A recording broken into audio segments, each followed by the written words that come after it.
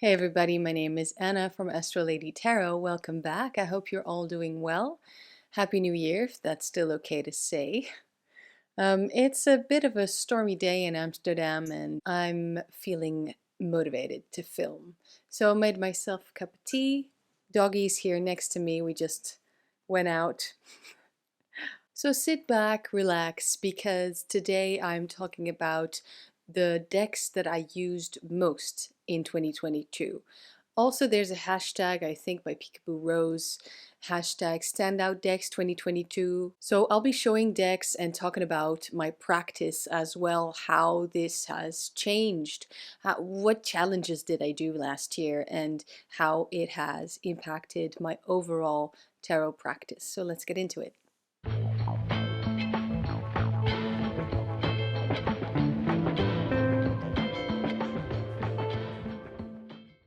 So first of all, you guys know that my favorite deck is the Triomphe della Luna, Paradoxical, the Marseille version, which I won't be including into this video. It's just a given. I use that all the time. Then there's Crow's Magic Tarot and, you know, the rest of the top five, you could say.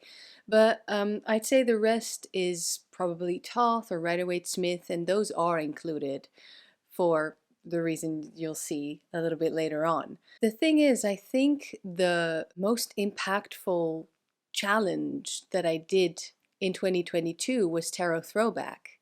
And I chose 1998, of course, so that I was able to use Crow's Magic Tarot. But it was a hashtag created by Mixtress Ray, and I loved the challenge because it allowed me to go back in time, even though it was all imagined, because at that young age I didn't have tarot decks.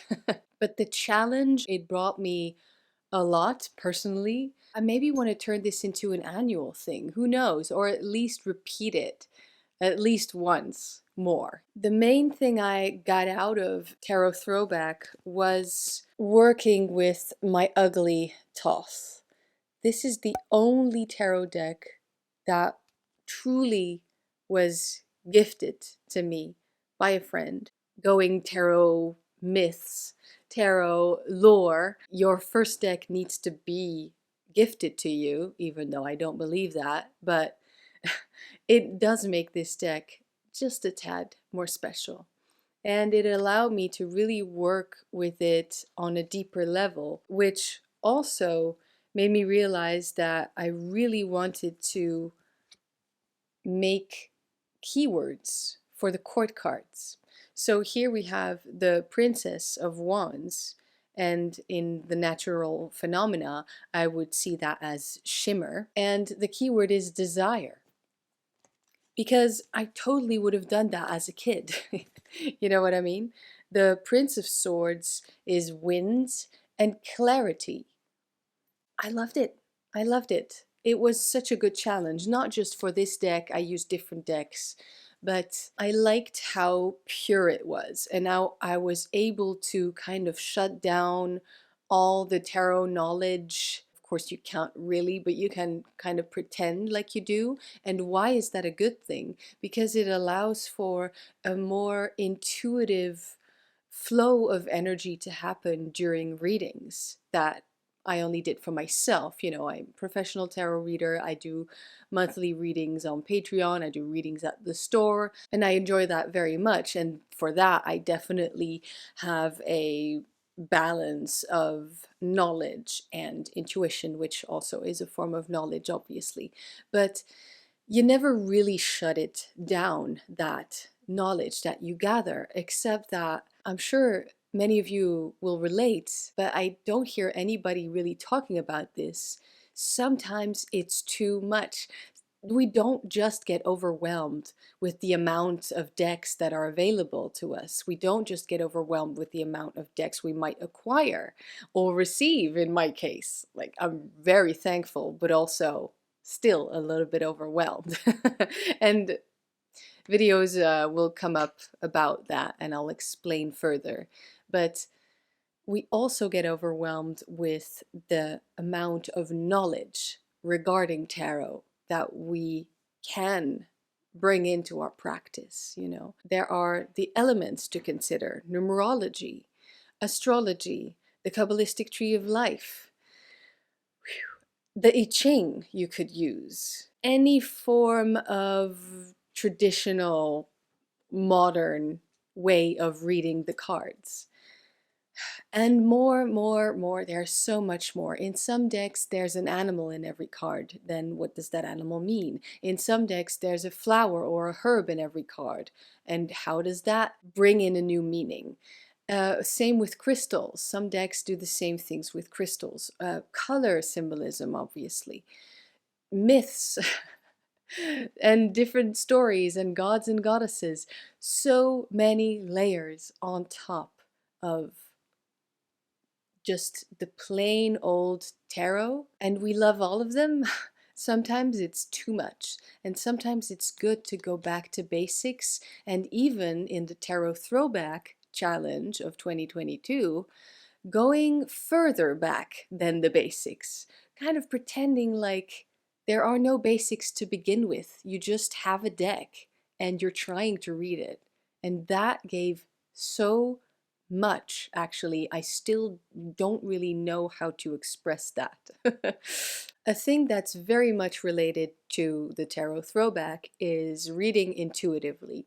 A challenge that I made for myself, and I know some of you followed, the hashtag tarot as oracle, where you try to read tarot cards as oracle cards. So I chose a few decks out of my collection with keywords or just with imagery that I thought would evoke something other than the traditional tarot meaning, whatever that is at this point, and try to read those without using that brain library of tarot knowledge, which we've accumulated over the years and still work on every single day.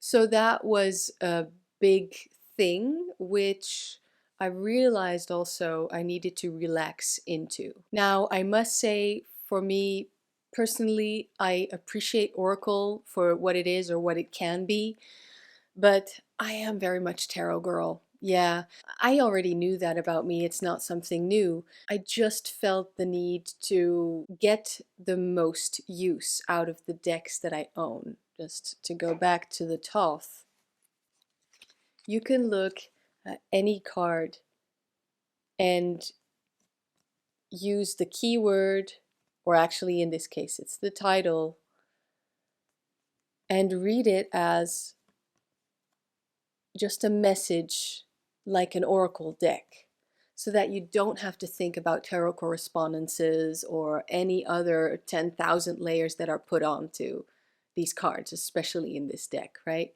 Because it's a very intricate deck made by Aleister Crowley and Lady Frida Harris. And I love the intricacy that is this deck and just the overall beauty of the artwork, even though I call this my ugly Thoth, because I mean, I prefer the greenie, I prefer the gold box. This is just regular old one, but it has a special place in my heart.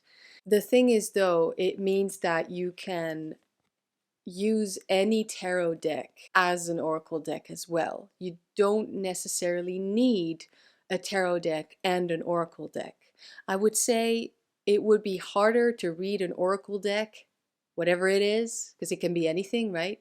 To read an oracle deck as tarot, it's much more realistic to have the structure of tarot, and then sometimes to tap into that structure, to use the structure, tap into the knowledge, and sometimes to take away the structure and just read it as freely and intuitively as you might want that day. Now that turns out to be a little less fun actually than I thought it was going to be. In the beginning of the challenge I was motivated, but near the middle and then just kind of feeling like, okay, now I'm done. 2 weeks are over. That's good enough. I think it was 2 weeks. I really was looking forward to going back to reading tarot as I always do. So I'm not saying it's a fail, as the thumbnail of the video might suggest. I am saying I have a preference and it's nothing new. I'm still glad to know that we all have that option, you know. One of the decks that I used for that personal challenge was the Ritual Tarot. This is one of the new decks that I've received in 2022. and it's my reigning deck of 2022, honestly. I think I made so many videos with this deck. I broke my record, maybe, with a new deck. It just blew my mind, and everybody talking about this deck has a similar experience. It's the same thing. Everybody's in love. Yeah, Cherame really did an incredible job. And as you can see, it's quite close to Rider-Waite-Smith, but then also I definitely recognize some Thoth influences. And just the collage is absolutely gorgeous. I'm skipping the Ten of Swords just because I don't feel like looking at it. Seven of Cups. So this is one of those decks, no titles, no words, no numbers whatsoever, just imagery. Beautiful, beautiful. I have yet to edge this version. One of those decks that really lends itself to being read intuitively as well, because after all, there is only imagery to go off of. Yet I still love to know that this gem that we got last year is secretly a tarot deck, you might say, because tarot usually, as Mary Grace says in her videos, is made out of, or what makes the tarot is the titles, the esoteric titles, you know, La Maison Dieu, Le Pape, you know, La Papesse, all of those things. Yet these 78 cards have no titles on them, and yeah, you have to know which card is which. This I call the ancestor. After all, why not change some ways of calling the cards, you know? This is supposed to be the Hierophant. I call it the ancestor because it makes more sense to me. So as I said, this deck really lends itself to being read as tarot and as oracle. My preference still is tarot, but I know that if I ever leave the house with just this deck and I feel I need an oracle deck, I can still read it as oracle. That was the whole thing of that challenge, the whole idea. Now, as I said, also the Ritual Tarot was the reigning deck of 2022. I did many readings for clients using this deck. I did many for myself as well. It's a great deck for journaling. It's honestly, she tapped into something so good. And if you want to know some origins of some of these statues and reliefs and paintings, then watch this video. I did some research just because I wanted to find out. But honestly, I'm also absolutely okay with leaving this deck more of a mystery for myself. The magic of this deck truly is strong, and so yeah, maybe therefore it should just remain beautiful collage artwork, visual poetry.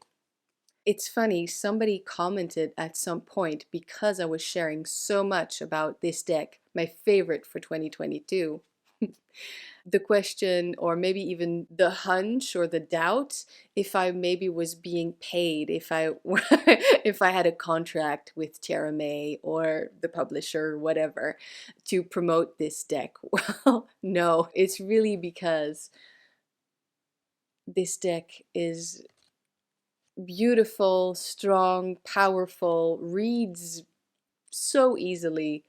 You do have to know tarot, you know, but it's just one of the most beautiful decks I own, and at the same time, it's punk rock as hell, you know? So, absolutely a fan. This was my #1 deck last year, and it's here to stay. It has made its way up to my top 5, for sure. For sure. Just what can I say? So nothing shady going on behind the scenes, honestly. I love the Ritual Tarot, and These babies sell themselves, don't they? I do not get paid to say good things about that deck. The polka had a whole special moment last year, didn't it? In my tarot practice. This is not a new deck. I mean, I've used it in some videos. I really love pip decks. And this one is a confusing one, honestly, because some cards show 7 swords and the 7 of swords, yet the 6 of swords only show 2 swords. Stuff like that. But it's gorgeous. It's inspired by Marseille. The colors are very deep. And the people, I feel the people in this deck I got to know much better in 2022. Because up to that point, up to doing that slight deep dive, you might say, using this deck, also in the van, I saw the faces as cold and distant and even judgmental, like they didn't want to know whoever was reading the cards. You don't feel welcomed into this world as much as you do in the Triomphe de la Luna realm, for instance. I know I keep referring to that deck, but just don't get sick of me, okay? In last year's experience, I now feel like there's an understanding. We get each other. I always already liked the pips. There's a lot of humor in the deck. It's just one of those wonderful decks that you can just play with and get really nice, clear readings out of as well. Although you do have to work a little harder sometimes, you know? But play is another main thing. Last year wasn't a depth year, definitely not. I knew I was going to get more decks, yet for some reason I didn't buy them. I bought Ancient Mysteries and I bought the Triomphe de la Luna illustrated pips, which I like, but it's nowhere near my love for the Marseille. But still, isn't it amazing to have a different version of your favorite deck? Anyway, enough about that. I'm gonna annoy some people with this. Oh my god. Anyway, I've received a lot of decks, and for that I am extremely grateful. You know, I might be forgetting some decks I got. I'm not sure. Oh yeah, I got some Carte Napoletane. But that's the thing. I already know somehow that my collection's going to grow, or library. I don't have a preference of term. It's the same to me. Just tarot decks and oracle decks and any type of decks. I just relaxed into that knowledge and it was fine and it was fun. It's fun to just play with decks. Puts the pressure off. I'm not saying I'm putting on pressure by always having a depth year, almost, but also it's kind of okay to have more input. Although, to be honest, I have not worked with the majority of those new decks. So I'm not actually sure if I agree with what I fully agree with what I just said. All I know is the polka is a deck I already owned and it allowed me to play more along with those new images. The Secret Pocket Oracle. This is one I got as a gift from Manuela from Place of Stillness. Such a good gift. This is one of those perfect little oracles that anybody can get something out of. Again, very playful, very fun. Also, still a little bit dark because it's by Patrick Valenza. Had so much fun, especially reading for clients with this deck. I do tarot readings, but every so often I mix it up and I combine tarot cards with oracle cards. And this, more often than not, is my deck of choice to do so. Also, I kept in the witch card because it just makes sense. So yeah, definitely a highlight of 2022. Another standout deck of 2022, I'll talk about this one briefly because you've all seen it, It's not a new one. It's Morgan's Tarot. I believe it was last year that I realized this is my summer deck. This is a deck that I bring with me on excursions outside. And it's just a lot of fun to have that deck with me. The little white book blows my mind, and I add to the madness by writing my own thoughts and findings. And it's this whole thing, it's a work in progress, and it's just one of those things that will never be finished. And that's probably why I like it so much. So it had its moment in summertime, and now I know kind of like the purpose of this deck in a sense, because I realized it's my summer deck. Doesn't mean it's the only deck I work with during summer, but I can tell you summer in Holland, it's just like 2 weeks. That's it. That's the window of time we have of actual nice weather. So I'll stop complaining now and just gush over this deck a little bit more. It's funny, it's witty, it's also very wise. You cannot tell me otherwise. I love it. I definitely recommend Morgan's Tarot. And I think it's a summer deck because it's different enough, and I always feel different during summer. How do I say that? I almost feel like in summer I can't stick with my staple main decks. I have to switch it up because everything is so different. I'm a teacher, so I'm usually off for the most part during the summertime. Also, people tend to travel, or the city of Amsterdam is empty. That also happens sometimes. The weather is completely different than what I'm used to, etc., etc. The whole rhythm of life is different, and therefore I want to use weird, strange decks, and Morgan's Tarot is just one of those that allows you to sit down and be with your thoughts. And yeah, that doesn't mean they have to be gloomy. It means that you can laugh out loud sometimes with this deck. It's just very nice companion. Last but not least, don't click away. Just saying this in advance. Of course, you do what you want, but I wouldn't click away right now. This might sound boring, but in my opinion, it's not. Rider-Waite-Smith made a comeback. Of course, it never left. It never left. It never leaves. It's my first tarot system. Centennial Tarot deck is my favorite Rider-Waite-Smith. It's incredible what Arthur Edward Waite and Pixie Pamela Coleman Smith did with this deck. Scenic Pips, I'm all for it as well, you know? I'm not just a Tarot de Marseille Pip style tarot reader. So this love is here to stay.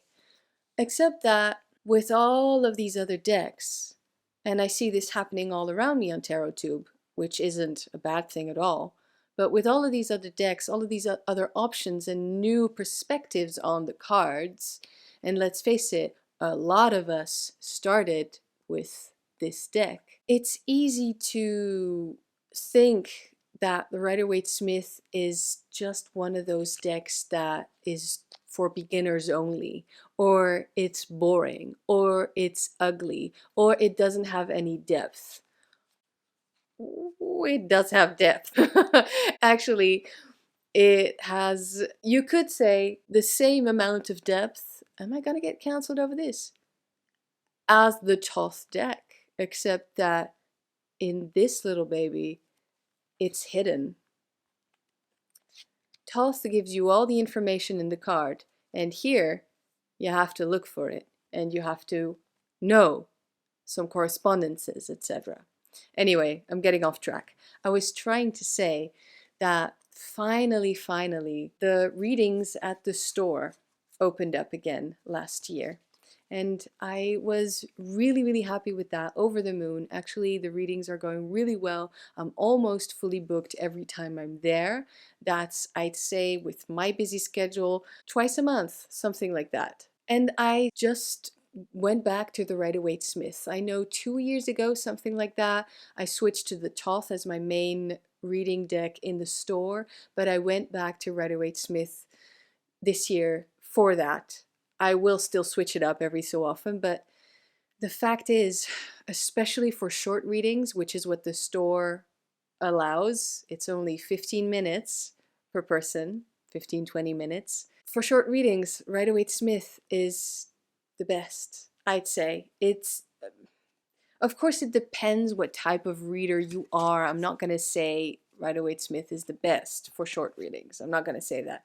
But for me, for me, I can speak from personal experience. It's an absolute pro to have scenic pips where the clients can actually look at the cards and see the story that I'm describing to them, even though sometimes I have to go, well, that Ten of Swords looks hella scary. That doesn't necessarily mean something very negative. It can actually be perceived as something more positive as well. But I bring them along the story. You know what I mean? So the reading really becomes much more interactive, I'd say. And you kind of just get there faster. You kind of see the comfort and the luxury of the Nine of Pentacles. Whereas a pippish Nine of Coins, I would have to explain a lot more. It's really just a practical thing, but also I love this deck. It's so good to do readings with. Nothing beats a good old Rider-Waite-Smith, right? And then, to be completely honest, this is one of the decks that arrived in December, so it arrived very late. But my hoi polloi, honestly, it's just another Rider-Waite-Smith, but I'm in love. So this is my own personal, I don't even know what it is, my own personal little crush. This is my Rider-Waite-Smith crush at the moment, for sure. I really like it a lot. Okay, everybody, that was my standout decks for 2022 and the decks I used the most. Basically, I'd say not just the decks I used the most, because I didn't include a lot of staples. I'd rather say these are the decks that I really had a special moment with in 2022. Please leave a comment underneath the video to participate to the conversation. Let me know what you think of these decks, if you have similar experiences, or what your decks were for 2022, the standout decks. I always appreciate that a lot. And I will see you next week. So see you in the next video. Bye.